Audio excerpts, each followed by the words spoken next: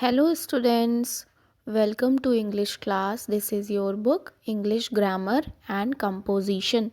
अच्छा, इसमें ये एलिफेंट, रैट, गर्ल, बॉय दिख रहे हैं, कितने खुश हैं ना, कितने हैप्पी हैं। सेम हमें भी ऐसे ही हैप्पी हैप्पी रह के और स्टडी करनी है। अगर हम हैप्पी रहेंगे और स्टडी करेंगे ना, तो वो चीज़ें हमें ज़्यादा समझ में आती हैं और बर्डन नहीं होता है। Okay, so let's start. In this book we were discussing conditional sentences which is given in chapter 12. So open page number 56. Okay, in this हम देखे थे, हमने पढ़ा था कंडीशनल सेंटेंस क्या होता है। कंडीशनल सेंटेंस ऐसे सेंटेंस होते हैं जिसमें इफ़ का यूज़ होता है, अनलेस का यूज़ होता है, अनटिल का यूज़ होता है, ऐसे वर्ड्स का यूज़ होता है। ठीक है, ऐसे वर्ड्स से शुरू होगा या फिर बीच में कहीं भी यूज़ हो जाएगा एक सेंटेंस में। ऐसे सेंटेंस जो कि किसी कंडीशन को बताते हों, जैसे कि अगर हम कड़ी मेहनत करेंगे तो हम सफल होंगे, अगर हम अच्छा खाना खाएंगे, हेल्दी फूड लेंगे तो हम स्वस्थ रहेंगे। ठीक है, इस तरीके के जिसमें अगर की बात हुई, अगर ऐसा होता तो ये होगा। ठीक है, इस तरीके के जो सेंटेंस होते हैं वो होते हैं कंडीशनल सेंटेंस। कंडीशनल सेंटेंस में मेनली हमें दो तरीके के क्लॉज देखने को मिलते हैं। फर्स्ट होता है मेन क्लॉज। मेन क्लॉज जो कि इंडिपेंडेंटली वर्क करता है, उसका किसी पे डिपेंडेंसी नहीं होता है, वो एक कंप्लीट सेंस देता है हमें, वो होता है मेन क्लॉज। कंडीशनल क्लॉज क्या होता है? Conditional clause is nothing but dependent clause. ठीक है, कंडीशनल क्लॉज डिपेंडेंट क्लॉज की तरह वर्क करता है। Okay, type there are 3 types of conditional sentences. First type हमने देखा था प्रीवियस क्लास में कि अगर कंडीशनल क्लॉज सिंपल प्रेजेंट में होगा, ठीक है, अगर कंडीशनल क्लॉज सिंपल प्रेजेंट में होगा तो उसके साथ में सिंपल फ्यूचर मेन क्लॉज की तरह, मेन क्लॉज सिंपल फ्यूचर में भी हो सकता है, सिंपल प्रेजेंट में भी हो सकता है और इम्परेटिव सेंटेंस में भी हो सकता है। ओके, टाइप फर्स्ट में ये चीज़ थी कि अगर इफ़ के साथ में कंडीशनल क्लॉज सिंपल प्रेजेंट में होगा तो मेन क्लॉज सिंपल फ्यूचर में भी हो सकता है, सिंपल प्रेजेंट में भी हो सकता है और इम्परेटिव सेंटेंस में भी हो सकता है। एंड हमने डिस्कस किया था इम्परेटिव सेंटेंस क्या होते हैं। ठीक है, जो कि डिक्लेरेटिव सेंटेंस होते हैं, यानी एक स्टेटमेंट शो करते हैं। Okay, let's move further.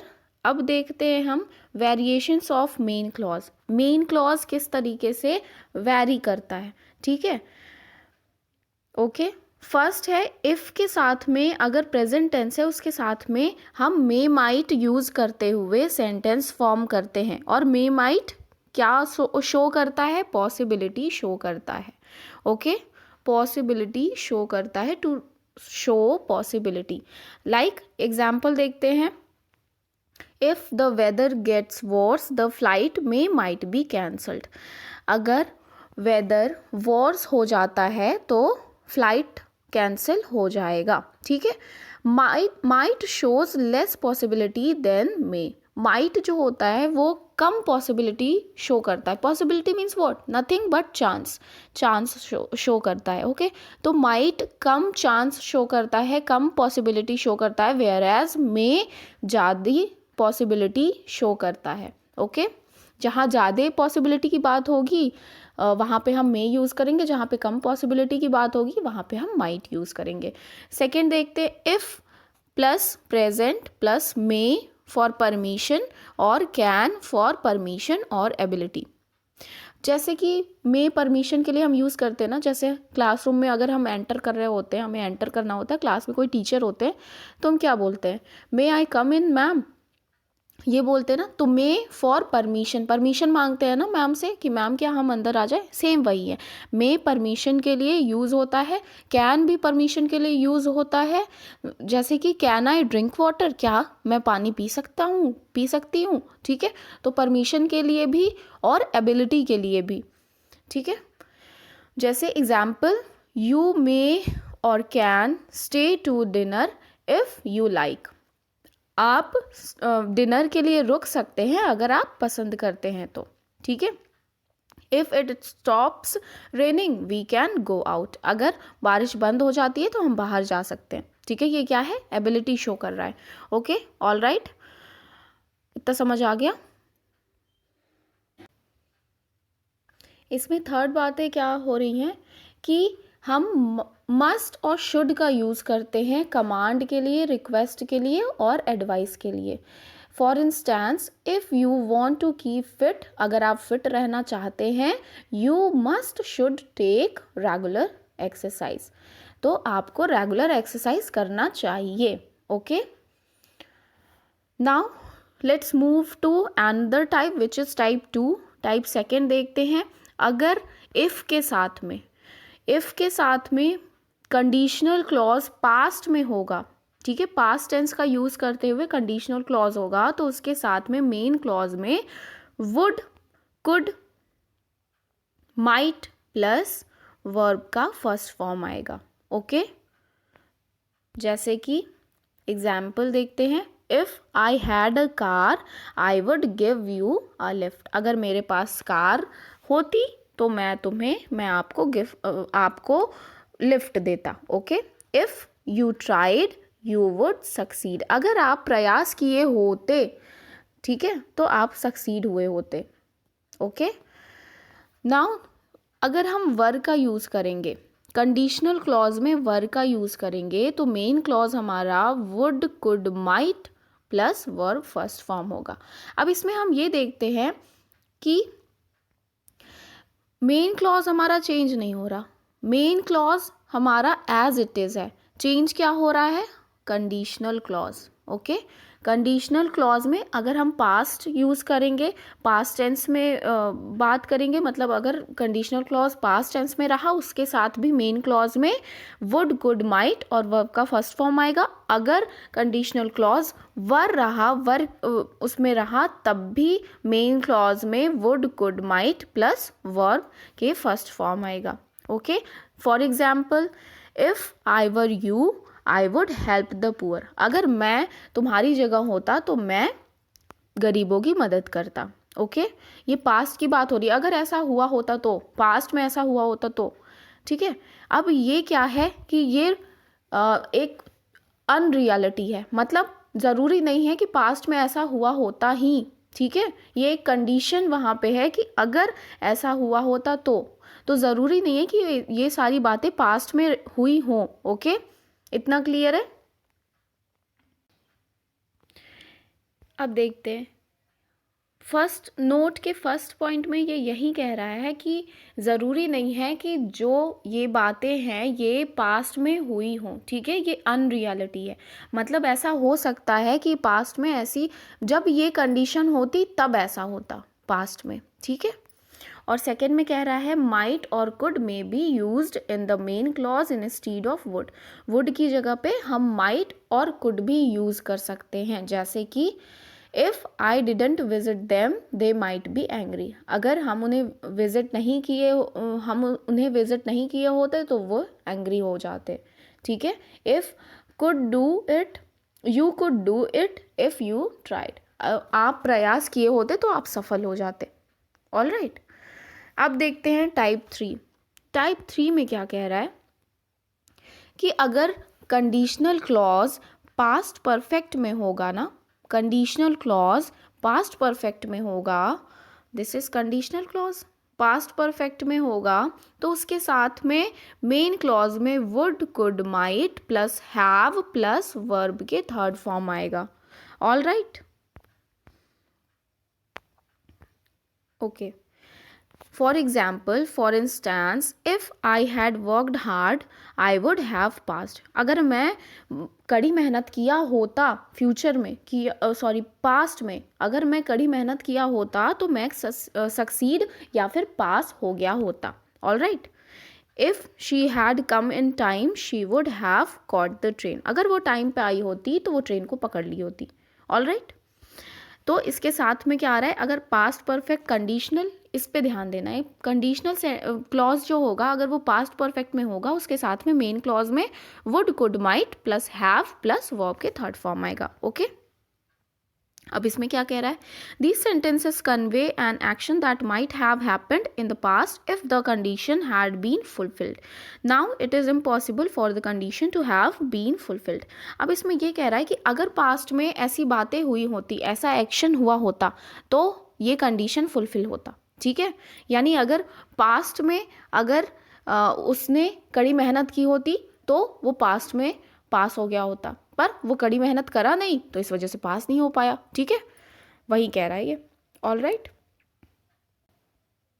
Okay. Second बात क्या कह रहा है, सेकेंड बात ये कह रहा है the use of might could in the main clause instead of would indicates possibility and ability. Same वही चीज़ है कि वुड की जगह पे हम माइट कुड यूज़ कर सकते हैं जो कि पॉसिबिलिटी या फिर एबिलिटी शो करेगा।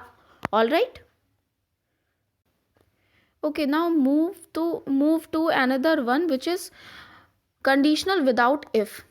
ऐसे conditions जो बिना if के आए। ठीक है, जैसे कि इसमें कह रहा है unless see unless is equal to if plus not। ठीक है, तो अनलेस के लिए हम क्या यूज़ करेंगे, अनलेस देखिए वहाँ पे यूज़ किया जा सकता है जहाँ पे इफ़ के साथ में नॉट आ रहा हो। ठीक है, यानी कि नेगेटिव सेंटेंस में, अगर नेगेटिव सेंटेंस में इफ़ नॉट आ रहा है ना तो हम उसे चेंज करेंगे अफर्मेटिव में, और अफर्मेटिव में चेंज करने के लिए हम यूज़ कर देंगे अनलेस, जब तक। ऑल राइट, जैसे कि unless plus affirmative verb is equal to if plus negative.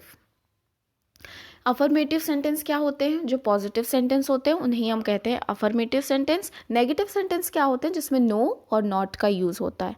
Okay, तो अगर किसी सेंटेंस में इफ़ के साथ में नॉट आ रहा है तो इफ़ नॉट को हम रिप्लेस कर सकते हैं, उस सेंटेंस को हम रिप्लेस करेंगे किस वर्ड से, अनलेस वर्ड से। Okay, for example unless you work harder you will not succeed. जब तक आप कठिन मेहनत नहीं करते आप सक्सीड नहीं हो सकते, नहीं होंगे। ओके, इसको दो तरीके से लिख सकते हैं। पहला वाला जो है unless you work harder you will not succeed, ये है अफर्मेटिव वर्ब, इसमें अफर्मेटिव वर्ब यूज़ हो रहा है, जैसे कि unless plus you work harder, affirmative verb आया। सेकेंड एग्जाम्पल में है if you do not work harder you will not succeed. अगर आप कड़ी मेहनत नहीं करते हैं तो आप सक्सीड नहीं होंगे। ठीक है, तो अगर आप कड़ी मेहनत नहीं करते हैं की जगह हम ये भी बोल सकते हैं कि जब तक आप कड़ी मेहनत नहीं करते, नहीं क्यों लाए, जब तक आप कड़ी मेहनत नहीं करते, जब तक आप कड़ी मेहनत करते हैं you will not succeed. Okay, next unless we hurry we shall miss the train, if we do not hurry we shall miss the train.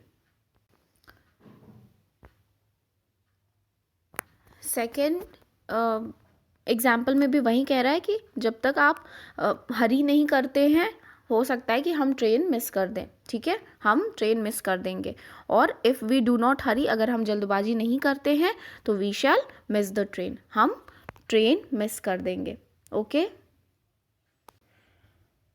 Another example come tomorrow unless I phone, जब तक मैं phone, कल जो है आ जाना जब तक मैं फ़ोन नहीं करता। ओके, अब देखिए यहाँ पे हम लोग इफ़ की जगह पे प्रोवाइडेड भी यूज़ कर सकते हैं। Provided is another conditional verb. ठीक है, कंडीशनल वर्ब है प्रोवाइडेड, इन केस, सपोजिंग, ये भी हम इफ़ की जगह पे यूज़ कर सकते हैं। जैसे कि you can see the film tonight provided you have finished your homework. अगर आपको प्रोवाइड किया हुआ होमवर्क आप ख़त्म कर लिए हैं तो हम आज रात को मूवी देख सकते हैं, फिल्म देख सकते हैं। ओके, अब इन केस का यूज़ कहाँ करेंगे, write your name and address on the bag in case you travel by air. अपने बैग पे अपना नाम और एड्रेस लिख दीजिए। इन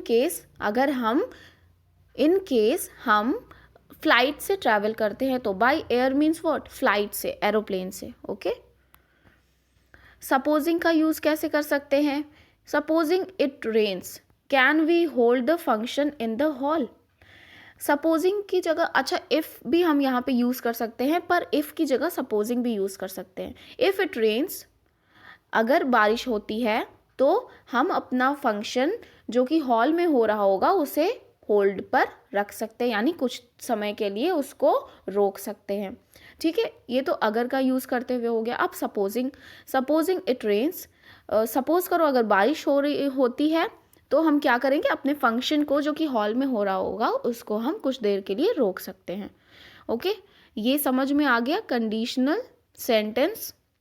आई होप आप सभी को कंडीशनल सेंटेंस समझ में आ गया होगा। That's all for today. Okay.